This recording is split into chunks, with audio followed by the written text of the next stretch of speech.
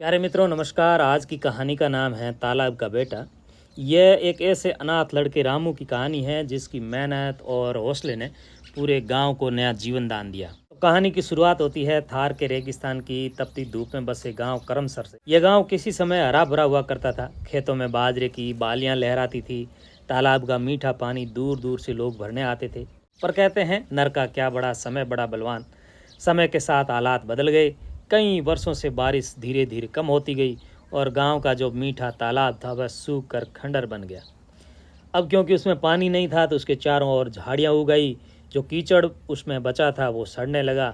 धीरे धीरे लोगों में ये धारणा फैल गई कि उस तालाब में भूत प्रेत रहते हैं। कभी जो तालाब पूरे गांव के लिए जीवन रेखा था, वहां जाने से अब लोग कतराने लगे। उन्हें लगता था कि तालाब की तरफ गए तो भूत प्रेत हमारा पीछा करने लगेंगे।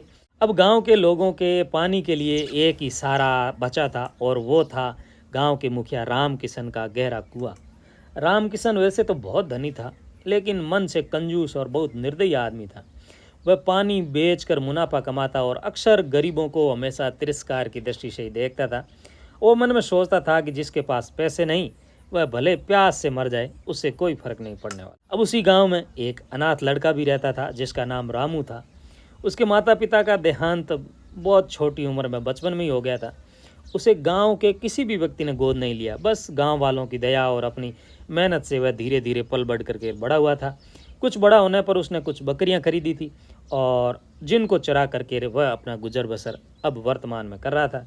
सबसे बड़ी बात यह कि रामू का स्वभाव बड़ा विलक्षण था, दयालु, करुणामय और मददगार। वह हमेशा गांव के लोगों की मदद करता रहता था। बूढ़ी दादी के घर पानी भराना, बच्चों को पढ़ाई में मदद करना, घायल पशु पक्षियों की सेवा करना और भी न जाने कितना ही काम जो गांव वाले उसे दे देते थे वह हंसते हंसते कर देता था। लेकिन इस सब के बावजूद इसके इस दयालु स्वभाव को कोई समझने के लिए तैयार नहीं था। गांव के अमीर लोग उसे गवार चरवाहा कहकर हंसते और तिरस्कार करते थे। कहते भी, साथियों, यदि हमारे पास धन नहीं है, दौलत नहीं है, तो हमारे अच्छे काम भी आडंबर लगेंगे लोगों को। अब कुछ वर्षों तक तो गांव की हालत जैसे तैसे संभलती रही, पर एक समय ऐसा आया जब लगातार 3 वर्षों तक बादल नहीं बरसे तो संकट धीरे धीरे गहराने लगा। अब जो मुखिया का एकमात्र कुआं था उसका जल स्तर भी गिरने लगा और राम किशन ने इस मौके को भांप लिया और धीरे से पानी को और महंगा कर दिया। अब गांव की गरीब औरतें छोटे छोटे बर्तन लेकर के मुखिया के घर जाती, लाइन में लगती और उसके सामने गिड़गिड़ाती कि सेठ जी थोड़ा पानी दे दो, बच्चे प्यास से मर रहे हैं। पर उसके कान पर जूं भी नहीं रेंगती थी। वह कहता था, बिना पैसे पानी, यह कोई दान का घर नहीं है। यहाँ यदि तुम पैसे दोगे तो ही तुम्हें पानी मिलेगा। लोग लाचार होकर उसका अपमान सहते। गांव की चौपालों पर हर दिन यही चर्चा होती कि अब आगे क्या होगा। क्या ये वर्ष दर वर्ष पड़ने वाले भयंकर अकाल प्यास से मरने को मजबूर कर देंगे। तो संकट भरा यह समय धीरे धीरे गुजर रहा था। इसी कठिन समय में एक रात रामू को एक अजीब सपना आया। उसने देखा कि गांव का जो सूखा तालाब है वो मानो किसी जीवित प्राणी की तरह रो रहा है और तालाब से अचानक एक स्वर उठता है और वह रामू से कहता है, रामू बेटा, मुझे जगा दो, मैं सबको जीवन दान दे दूंगा।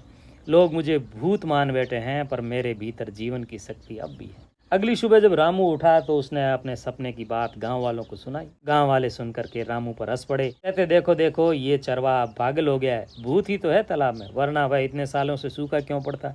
और गांव में 3 साल से लगातार बारिश नहीं हो रही है। ये सब भूतों के कारण ही तो है। भूत बारिश नहीं होने दे रहे हैं। जब ये बात गांव के मुखिया राम किशन तक पहुंची तो उसने भी कहा कि यह चरवाहा लगता है कि अब तांत्रिक बनने वाला है। उसने भी उस पर व्यंग्य किए, उसकी हंसी उड़ाई। रामू चुप रहा। उसे विश्वास था कि उसके सपने में कोई दिव्य संकेत जरूर छिपा हो। अब रामू ने अपने सपने को सच करने के लिए अकेले ही तालाब की सफाई शुरू कर दी। दिन भर बकरियां चराता और शाम को कुदाल लेकर तालाब पर पहुंच जाता। झाड़ियां काटता, कीचड़ खोदता, टूटे किनारों को ठीक करने की कोशिश करता और ढेरों काम उस तालाब को सही करने के लिए करता रहता। तो शुरू शुरू में लोग उसे पागल और तांत्रिक समझने लगते हैं कि ये भूत को जगाने जा रहा है। धीरे धीरे गांव के कुछ बच्चे हैं, उनका मन भी पसीज गया, तो वे भी आकर रामू का हाथ बटाने लगे। छोटे छोटे हाथ मिट्टी उठाते और हंसते हुए कहते, हम तालाब को फिर से जीवित जरूर कर देंगे। लेकिन गांव के बड़े लोग अब भी रामू का उपहास उड़ाते और कहते कि भाई, ये जो रामू है बच्चों को भी खराब कर रहा है, बच्चों को भी बिगाड़ रहा है। इधर रामू के प्रति गांव में असंतोष बढ़ता गया, लेकिन उधर रामू के जो प्रयास है वो और बढ़ते गए तालाब को साफ करने के। रामकिशन जो गांव का मुखिया था ये देख करके काफ़ी परेशान रहने लगा। रामकिशन सोच रहा था कि अगर ये तालाब सचमुच में साफ हो गया और यदि बारिश के समय भर गया तो मेरा पानी कौन खरीदेगा, मेरे इस सोने रूपी कुएं की कदर कौन करेगा। तो उसने एक षड्यंत्र रचा और गांव में अफवाह फैला दी कि रामू तालाब में तांत्रिक क्रियाएं करता है, रात को वहीं जाता है और रात भर भूत प्रेतों से बातें करता है। यह सब सेवा का ढोंग है, वास्तव में वह गांव का बहुत बड़ा नुकसान कर सकता है। अब कुछ स्वार्थी और मूर्ख लोग मुखिया की बातों में आ गए। एक दिन वे सब तालाब पर पहुंचे और रामू के साथ गाली गलौज करने लगे।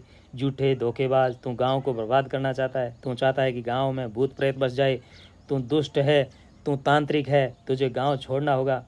और उन्होंने रामू पर पत्थर फेंकने शुरू कर दिए। रामू पत्थरों से घायल हो गया, उसकी आंखों से आंसू बह निकले। पर रामू ने सोचा कि अगर मैं रुक गया तो ये गांव प्यास से मर जाएगा।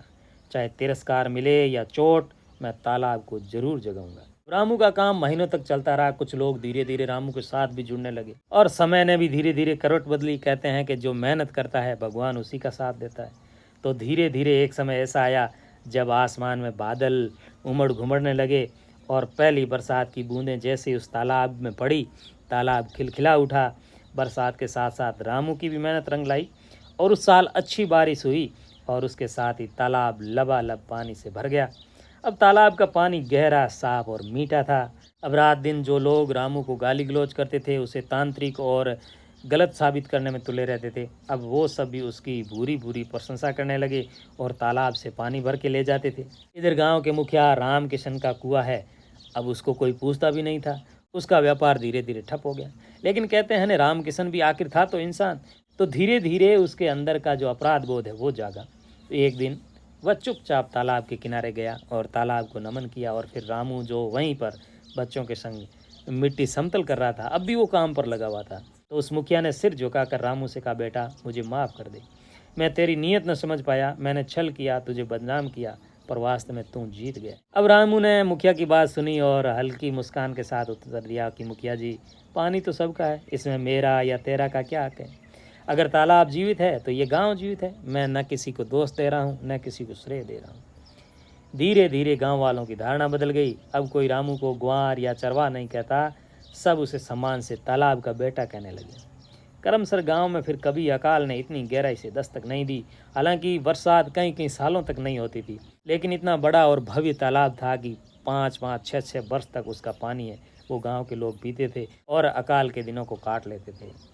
तालाब का पानी वर्षों तक गांव को जीवन देता रहा और अब कई वर्षों बाद भी उस गांव के बच्चों को लोग ये कहानी सुनाते हैं कि दया और करुणा से भरा हृदय चाहे कितना भी तिरस्कार और छल सह ले, अतः वह गांव और समाज को जीवन ही देता है, हमेशा अच्छा ही करता है। बुराई का बदला वह बुराई से कभी नहीं देता। तो साथियों, ये एक छोटी सी कहानी थी जो दया, करुणा, तिरस्कार, छल जैसे गुणों से भरी हुई थी।